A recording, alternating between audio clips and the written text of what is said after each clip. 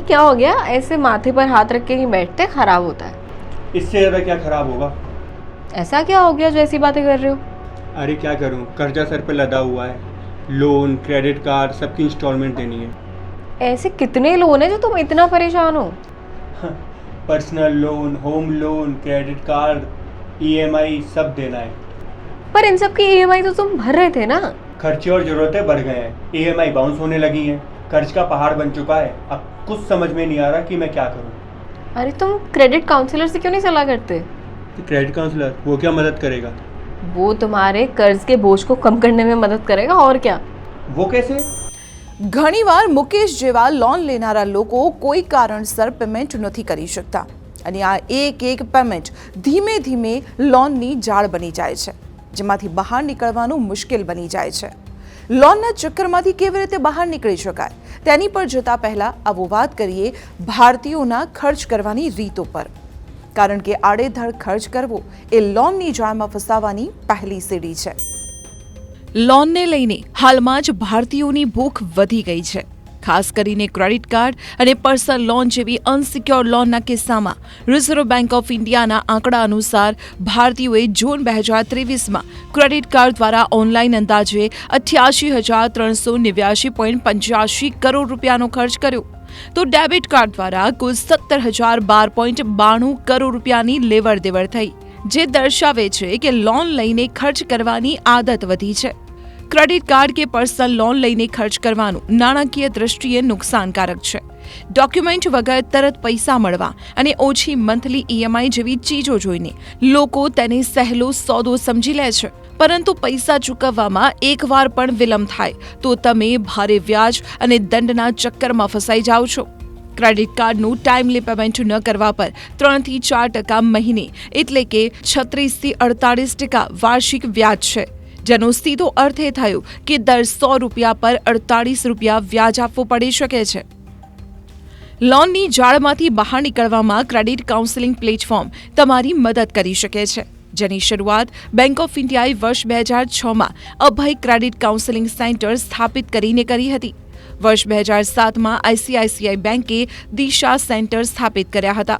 આ લોકો કોઈ પણ પ્રકારની ફી નહોતા લેતા.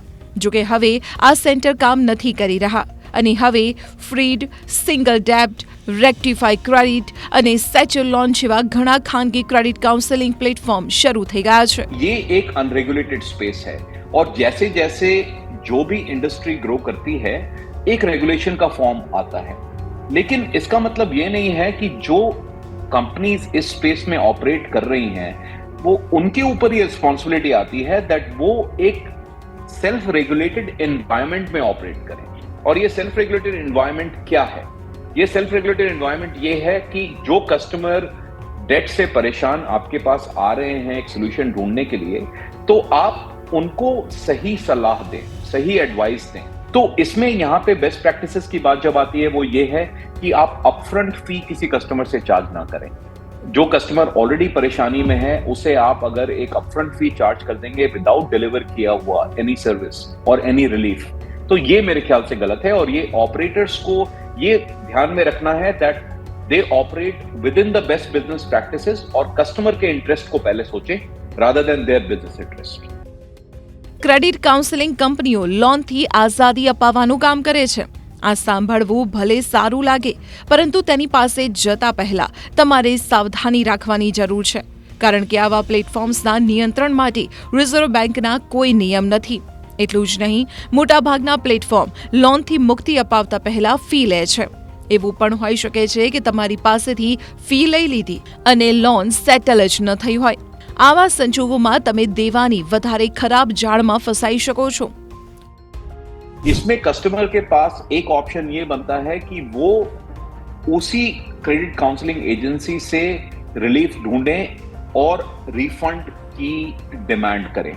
क्योंकि अगर आपने टर्म्स को नहीं समझा है और आपकी तरफ से कोई मिसअंडरस्टैंडिंग की वजह से आप किसी प्रोग्राम में इन्वॉल्व हो गए हैं, तो I think again it is a moral responsibility of the debt relief company to provide you with a refund, right, and make sure that आप जो सिचुएशन में हमारे पास आए थे और किसी क्रेडिट काउंसलिंग कंपनी के पास आए थे, आपकी सिचुएशन वर्स ना हो.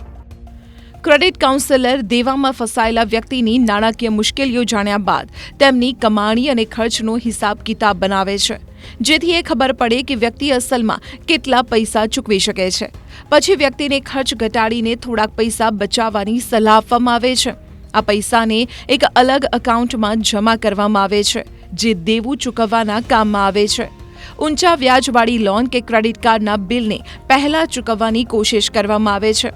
કાઉન્સેલર તમારા તરફથી બેંકમાંથી લોનનો વ્યાજ દર ઘટાડીને પેનલ્ટી અને બીજા ચાર્જ દૂર કરવાની વાત કરે છે. તમારી પર્સનલ લોન અને ક્રેડિટ કાર્ડ લોન માટે પોતાના લેન્ડિંગ પાર્ટનરથી વાત કરે છે, જે તમારી લોન ચૂકવે છે. પછી તમારે મંથલી બેઝિક પર ઓછા વ્યાજની સાથે પૈસા ચૂકવવાના હોય છે. એટલું જ નહીં, લોન ન ચૂકવી શકવાથી ખરાબ થયેલા ક્રેડિટ સ્કોરને સુધારવાનું પણ કામ કરે છે, જેથી આગળ નવી લોન મળી શકે.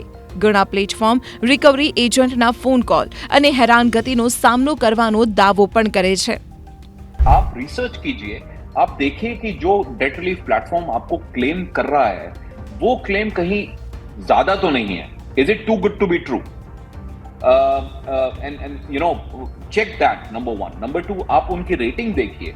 आप उनके जो काउंसलर से बात कर रहे हैं उनसे आप अपनी प्रॉब्लम के बारे में बयान करें और उनसे पूछें कि आपको क्या रिलीफ मिल सकता है और क्या आपके पास यही एक सोल्यूशन है.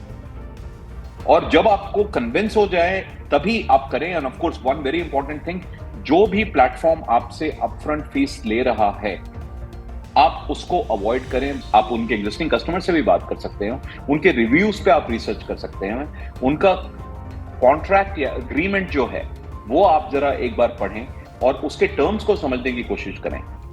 પ્રાઇવેટ કાઉન્સેલિંગ પ્લેટફોર્મ લોનથી બહાર નીકળવા માટે ચાર્જ વસૂલ કરે છે, જેમ કે ફ્રીડ 649 થી 1299 રૂપિયાની મંથલી પ્લેટફોર્મ ફી લે છે. લોન ભરપાઈથી બચેલા પૈસા પર 10% એડિશનલ ફી પણ લે છે. ફ્રીડ લોન કોસ્ટને 45% સુધી ઘટાડવાનો દાવો કરે છે. સિંગલ ડેપ્ટ 2 મહિનાના ખર્ચ કરવા યોગ્ય ઇન્કમ સેટઅપ ફી તરીકે લે છે, તો રેક્ટિફાઈ ક્રેડિટનો બેઝ ચાર્જ 5000 રૂપિયા છે. મુકેશની જેમ તમે પણ લોનની જાળમાં ફસાઈ ગયા તો ક્રેડિટ કાઉન્સિલર પસંદ કરતી વખતે તમારે સાવચેતીપૂર્વક પગલાં ભરવા પડશે.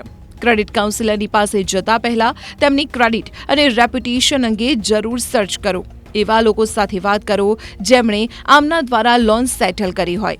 લોકોના જૂના અનુભવને જાણ્યા વગર તેમની મદદ લેવી સુરક્ષિત નથી.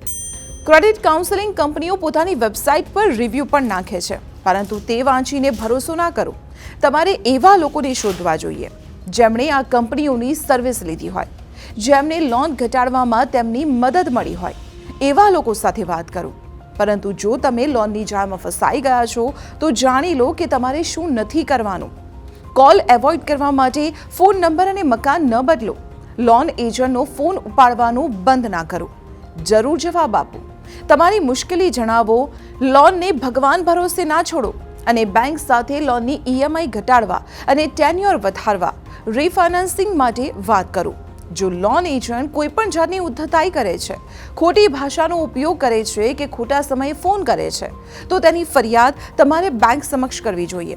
અને જો બેંક તમારી ફરિયાદ ન સાંભળે તો રિઝર્વ બેંકમાં તેની ફરિયાદ જરૂર કરો.